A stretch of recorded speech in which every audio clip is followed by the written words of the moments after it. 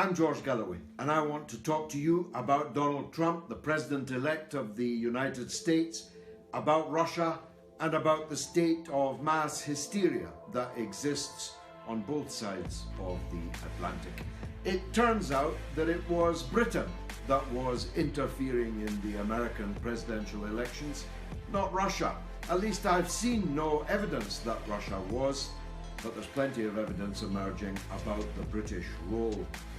The press conference of Donald Trump in Washington yesterday was marked by a kind of hysteria about a dossier, a very interesting file which had been compiled by a British intelligence agent.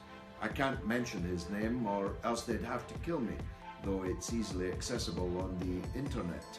He is said to be a retired British intelligence official, although I'm not sure that they ever really retire from the service. Anyway, he wrote a report containing the most fantastical, weird and wonderful stories about Donald Trump's conduct in Russia, and in particular in a hotel in Moscow. I won't go into the details in case children or old ladies are watching this.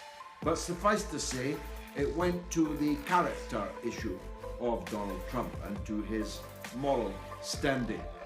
It turned out that the dossier had been passed to the United States through a former British ambassador to Moscow. That former ambassador has not yet been identified, but can only be one of 7 such former ambassadors.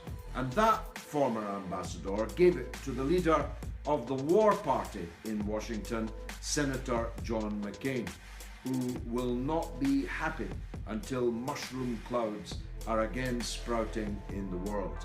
And McCain gave it to the head of the FBI. The CIA put it in a security briefing.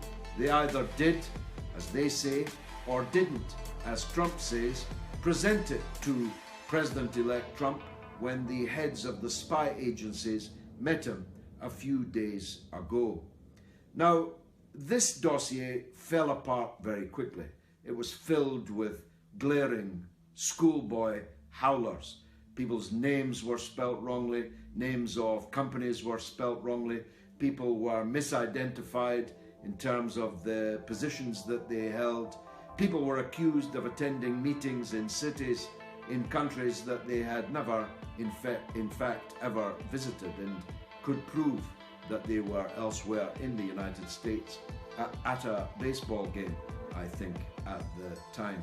So it has been quite widely discredited, but not before it was cascading around the world thanks to right-wing media organizations like CNN and BuzzFeed.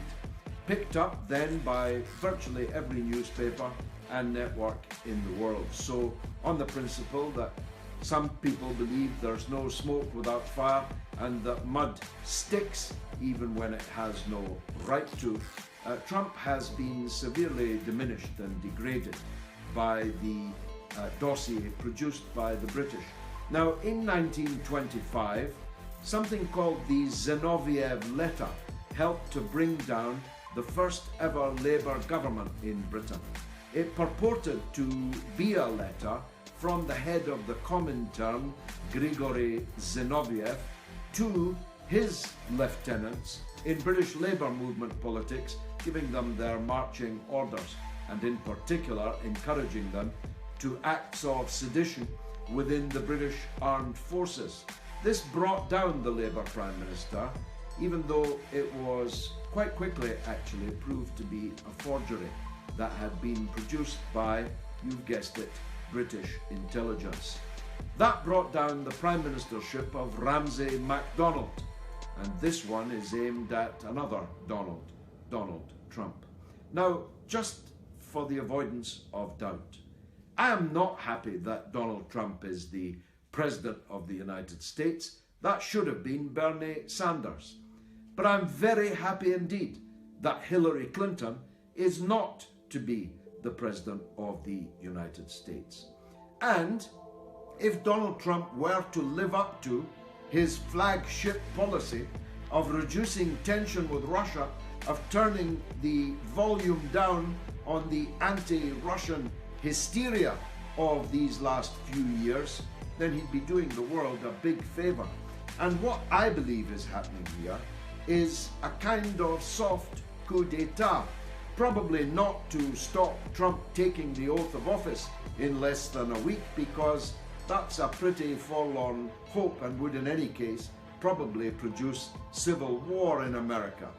But to cut him off at the knees, to put him into a political corner so that he feels intimidated about pursuing his rapprochement with Moscow. Now, the signs are, early signs, that some of his lieutenants in very powerful positions, Secretary of State designate for Defense, even Secretary of State Tillerson himself, the signs are that this intimidation is working. On the other hand, Trump was so robust in his press conference and so hostile to these intelligence services, spy agencies that are trying to put him in this corner, that it remains an open question whether Trump's going to have the guts to follow through. If he does, then frankly, there's a clear and present danger upon his life. If I were him, I wouldn't be going near any grassy knolls. I wouldn't be on any motorcades in Dallas or anywhere else. I wouldn't be traveling in an open-top car, because the coalition which is assembling in Washington on the Potomac against Trump is not only the usual suspects. It's not only the military-industrial complex that General Eisenhower, a Republican president of the past, warned us about their overweening power. It's not only the spy agencies who've killed political opponents, from Patrice Lumumba through Salvador Allende, Diem in Vietnam, and many others. It's not only even the War Party, personified by Senator John McCain. They've been joined by a new element, which is particularly virulent indeed. And that new element is people who, at least until now, would have been defining themselves as liberals, as on the left, as progressives. So hostile to Trump are they that they have begun embracing the worst people in the world, the David Frums, the John McCains. They have embraced the CIA that once upon a time they would have known were their natural predators. And that bizarre coalition of the War Party, the liberals, the spy agencies, the military-industrial complex, which stands to lose almost everything if tension in the world and war in the world becomes a thing of the past, that's a very toxic and dangerous coalition. So I'd be very careful, if I was President Trump, about my personal security. I think I'd have to employ guards to guard the guards. But assuming Trump survives, assuming nothing stops him mounting that platform in less than a week from now, and he takes the oath of office, if he follows through on his campaign pledges, and it's a big imagine letters 10 foot tall,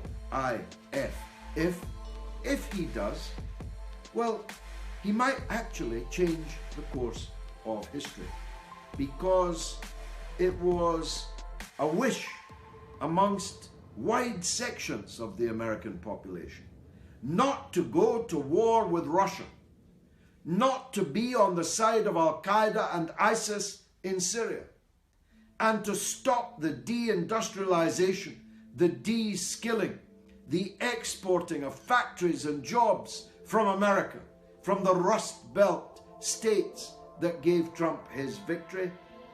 If he follows through on their aspirations, if he follows the kind of policies that Bernie Sanders is projecting, well, Trump may turn out to be unexpectedly a good thing. But if he doesn't, if he succumbs, not to the blackmail of the Russians, but to the blackmail of the deep state in his own country.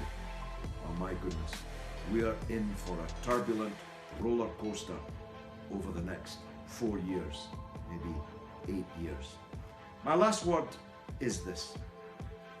The British intelligence services, instead of interfering in other people's elections, should be guarding our people, our society, and our political system's integrity.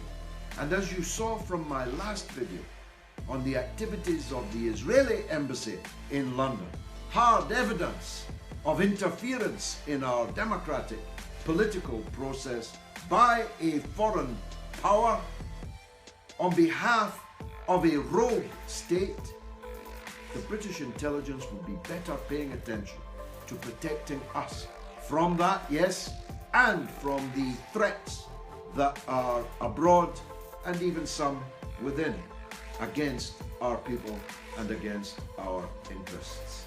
So I'll never find myself in bed with the CIA, with John McCain. I'll never find myself in bed with MI6. We'll talk about this again sometime, I'm sure.